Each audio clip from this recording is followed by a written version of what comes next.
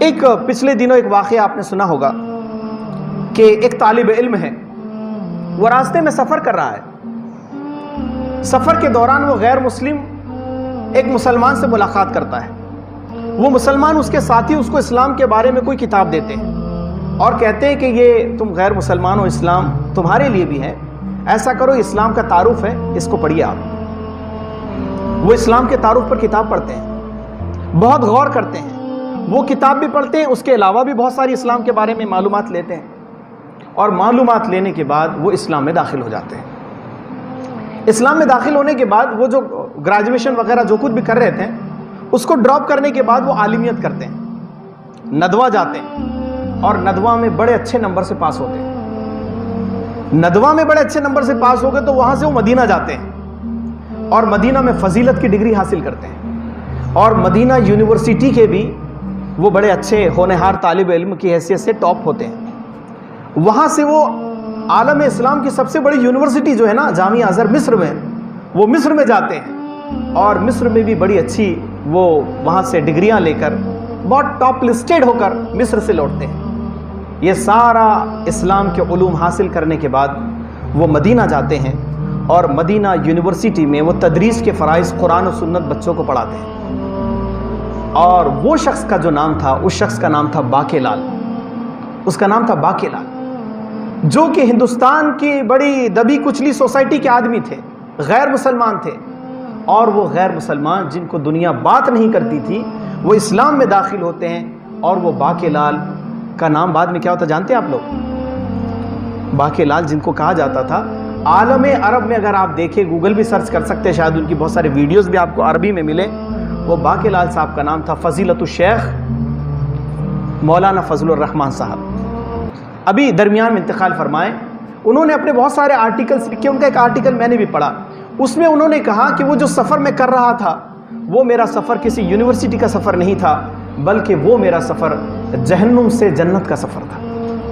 اسلام قبول کرتے ہیں، اور جو ہندوستان میں دبا کچلا مسلمان ایک غیر مسلمان تھا، وہ عالم عرب میں جا کر شیخوں کو اسلام کی دعوت دیتا ہے۔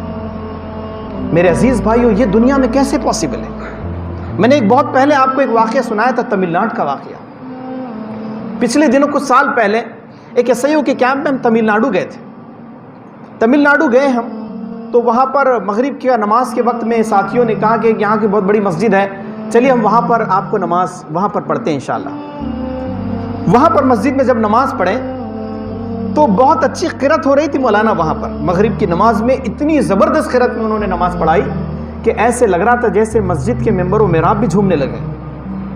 وہ اتنی اٹریکشن تھا اس آواز میں۔ ہم نے نماز کے بعد ان سے ملاقات کی اور ہم نے کہا کہ مولانا آپ کو اللہ تعالیٰ نے بلا کی قرات عطا فرمائی، آپ کس مدرسے سے فارغ ہیں؟ وہ مولانا صاحب نے کہا کہ آپ نے تو بہت عجیب و غریب ہم سے سوال پوچھ لیا۔ انہوں نے کہا کہ مدرسے سے تو ہم بعد میں فارغ ہیں۔ انہوں نے کہا آج بیٹھیے، ہم آپ کو کچھ باتیں سناتے ہیں۔ ہمارے تمل ناڈو کے ساتھیوں نے کہا کہ مہاراشٹر جلگاؤں سے تشریف لائے، ہم ان کے ساتھ ذرا بات کریے۔ چلیے بات کریں۔ وہ مولوی صاحب جو قاری ہے وہ فرماتے ہیں کہ میری قرات سے اچھی قرات میرے بڑے بھائی صاحب کی ہے، میں تو چھوٹا قاری، وہ بڑے قاری ہے۔ اچھا وہ کہاں ہیں؟ تو انہوں نے کہا کہ وہ عالم عرب میں شیخوں کی امامت فرماتے ہیں، شیخوں کی امامت کرتے ہیں۔ اچھا بھائی یہ بات تو یہاں تک تو ٹھیک ہے۔ انہوں نے کہا تمل ناڈو کے مضافات میں سلمس میں جو دیہی علاقہ ہوتا ہے وہاں پر ہم غیر مسلمان تھے، اور وہ ہم جو سیکٹریل بائفرکیٹڈ لوگ ہوتے ہیں، جو دبی کچلی جاتیاں ہوتی ہیں، تو ہمارا پروفیشن یہ تھا کہ ہم سور چراتے تھے۔ کیا کرتے تھے؟ سور خنزیر چراتے تھے۔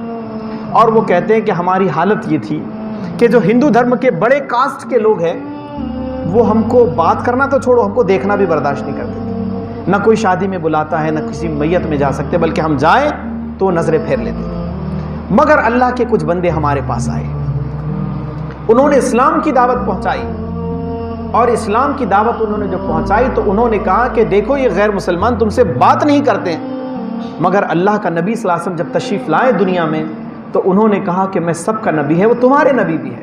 وہ کہتے کہ وہ دعوت نے ہمارے دلوں میں اثر کیا، ہم نے اسلام قبول کیا اور ہم نے مدارس میں ایڈمیشن لیا، پھر ہم نے عالمیت کی، قرات کے کورسز کیے اور حفظ کیا، فلاں کیا، پھر آخری میں انہوں نے روتے ہوئے کہا، وہ قاری صاحب نے، وہ رو رہے تھے، بہت رو رہے تھے وہ، اور انہوں نے روتے ہوئے کہا کہ ایک زمانہ وہ تھا کہ ہمیں ہندوستان کے بڑے بڑے ہندو قوم کے بڑے بڑے لیڈرز ہمیں دیکھنا برداشت نہیں کرتے تھے، مگر اللہ تعالیٰ نے ہمارے ساتھ ایسے انصاف کیا کہ عالم عرب نے ہمیں اپنا امام بنا لیا ہے۔